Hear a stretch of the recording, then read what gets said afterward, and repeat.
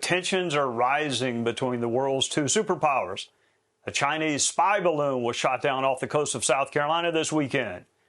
The U.S. also postponed a scheduled visit to China by Secretary of State Tony Blinken. It was barely 6 months ago that China threatened to shoot down an American plane carrying the Speaker of the House. Her crime, according to China, was visiting Taiwan. Now China is upset because the U.S. shot down a spy balloon.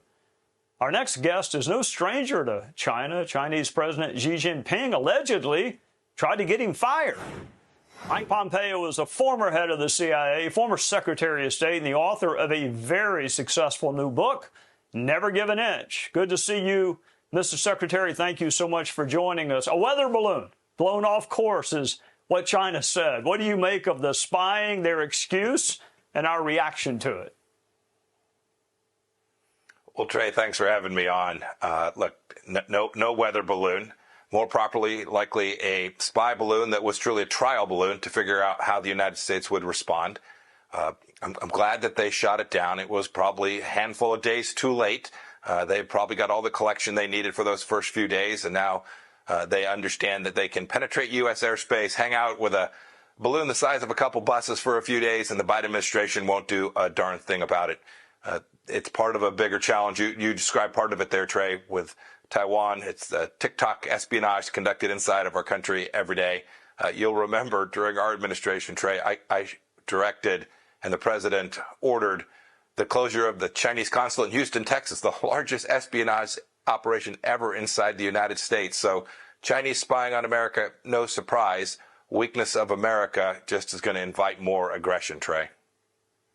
All right, for those of us who were never the director of the CIA, I think these are our questions. All right, so when would the U.S. have noticed this spy balloon? How would it have been detected, given the fact that you're on television and what you can say about it? And why wait to shoot it down? I mean, you said a few days too late.